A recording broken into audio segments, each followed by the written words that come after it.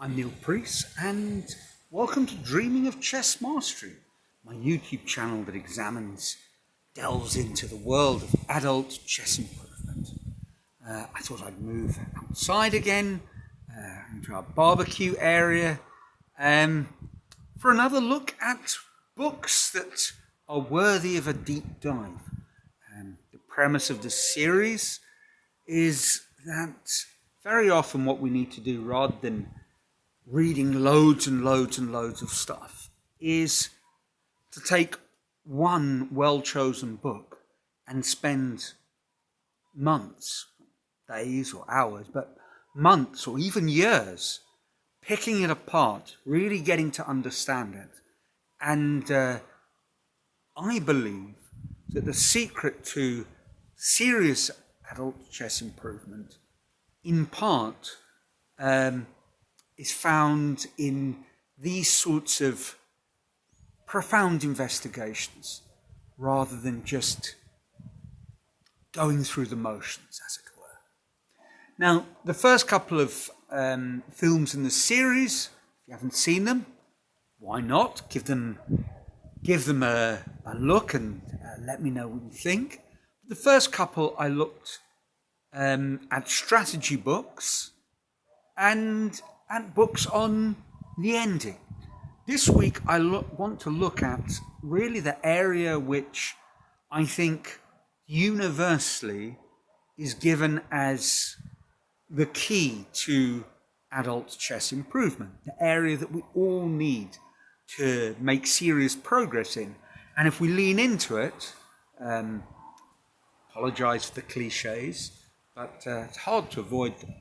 If we really do work on these two areas that are related, of course, then we're almost certain to see improvements in our playing strength. You can probably guess what I'm going to say. It's tactics and calculation. And of course, I say these two areas that they're related, but not actually the same. And I'm not going to spend too much time defining them, but obviously when we talk about tactics, we mean combinations, little operations where we are able to gain a significant advantage. Or alternatively, operations which allow us to implement a big idea. Calculation, on the other hand, is something that we're doing essentially all the time to a greater or lesser degree. And it's the area of the game where we do a bit of, if I do that, then he'll do this, and then I can do that. Which requires us, obviously, to be able to visualize the position a few moves ahead. Now, tactics could be played intuitively.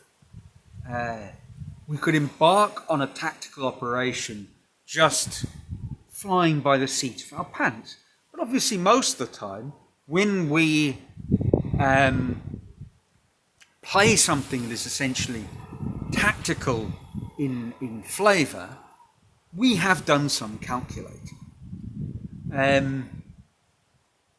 But of course, sometimes when we play strategic operations, that too requires some sort of calculation. They are different but related. Now, a deep dive, where to begin? I have two books, one which I have read and studied cover to cover on many occasions, and it's this. Now, on this occasion, what you get is the grey high school leather binding, which was part of winning a prize back in my high school days. This was the Standard 8 English prize. Standard 8 was sort of 15, 16-year-olds in South Africa. So a prize that I won in 1982 for English, but you got to choose your book. And I went to Fogarty's, our esteemed bookshop in Port Elizabeth, and this was the best book available. And as I say, I've read it cover to cover. What is it? Test your tactical ability, Yakov Neishtadt. And it consists of a bunch of chapters, 12, and in each chapter there are examples, some sort of theoretical explanation, first chapter on decoying tactics, there's a bunch of examples, and then we get to the meat and potatoes, which are the exercises. So examples and exercises, over 350 test positions, lots of examples. So this will keep you busy for some time. And I say a deep dive, and it's a book that I keep on coming back to, because tactics is a bit like, I suppose, doing exercises. You know, you're never really finished. And you can come back and repeat the exercises. So that's something that I've done with this book. It's reasonably challenging, I suppose, accessible in the sort of middling club range, but some of the puzzles are more challenging, probably will give expert level players cause to think. And how long would it take you? You know, if you did undergo this sort of deep dive, I suppose 5 minutes a puzzle, it's a month's work, perhaps more. And then, of course, in the modern era, where we have ideas about learning that certainly weren't things that were discussed when I was at school, when I first looked at this book 40 years ago, the idea of spaced repetition really wasn't a thing. I mean, you kind of did it intuitively, but it wasn't something that I suppose was a sort of pedagogical heuristic tool, the way you learned. Frankly, my high school days, and even at university, discussing how you learned, the nuts and bolts of it, rather than just the content itself, wasn't something that we did terribly much, if at all. Now, this is the book that I have. I have others, electronic versions floating around. How difficult should a tactics book be? I think there's an argument to say that one should do tactics every day, and sometimes if it's not your key area of focus, it might be worth doing simple tactical exercises on a daily basis as a sort of warm-up. A sort of, before you embark on your athletic activity, you might jog around the field and do some stretching. So, simple calculation, 1 or 2 move beginner tactics if you're an intermediate strength player, there's a place for that too. And this idea of spaced repetition, so one might do some warm-ups, and then we go on a sort of a cycle. The woodpecker method made the idea of doing spaced repetition, the exact same exercises, very much in vogue. And in the woodpecker method, you do as much as you can on a daily basis for 4 weeks, and then you try and do the same set of problems but on a 2-week cycle. And there's a lot to be said for that. 4 weeks, 2 weeks, 1 week, ever faster as your memory comes more into play. And there's critics of the woodpecker saying, well, what's the point? You're just building up memory and you're not going to get the same sorts of positions. But of course, you are. I mean, not exactly the same, but fairly similar. So those are some thoughts on tactics. What about calculation? Now, this is a book, Portuguese version, which I found in a bookstore a couple of years ago, written by a very good writer, Valeri Beim, I'm sure how you pronounce it, Swiss Grandmaster and top flight coach.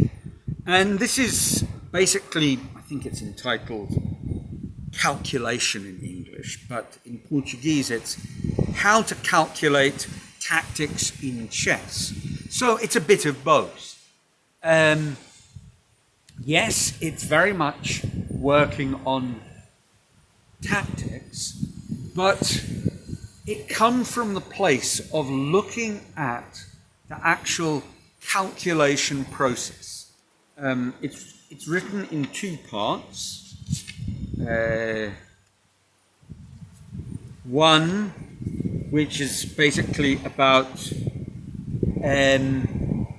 tactics in chess. So it will build on that sort of puzzle approach where you're given a theme and you know that there's a tactical operation at play. And that's, of course, a criticism of a lot of tactical training. But then in the second part, it looks at the technique of calculating variations, and across the 2 sections there are 100 exercises as well as many examples. And it's a terrific book. I haven't done all the exercises yet. I've read the book, but my plan is to sort of read it again, play through the examples again rather than just reading the book, play through them on a board, and then set myself a regime of sort of doing the tactics in job lots. And maybe setting a time limit, and that's an interesting question that I thought probably worth talking about as well. When you're studying tactics, I mean, certainly as an intermediate club level player, probably a lot of them, you see them fairly quickly, but this is the sort of book where you need to write down your thought process, write down all the variations that you're calculating, and use it as the tactics, as a means of improving your technique of calculating. And I'm of the school that you don't just keep on going until you've exhausted everything. There's something to be said for that. But frankly speaking, that is not how you're going to operate in the game. There's a limit. And also, a limit of time available in the game. I mean, I think that's clear to all of us, unless you're playing correspondence chess. But also, I think there's a simple point that at a certain point you hit a cognitive wall. And there's something to be said for stopping, setting yourself a time limit. Maybe it's 10 minutes, maybe it's 15 minutes, certainly no more than that. And then working through the solutions in great detail. So let us imagine you gave yourself 4 puzzles a day, exercises, 40 minutes plus 20 minutes reviewing them. That's 25 days work and 5 days to work through all the exercises. So an hour in a day for a month or so. And I think there's a lot to be gained from that.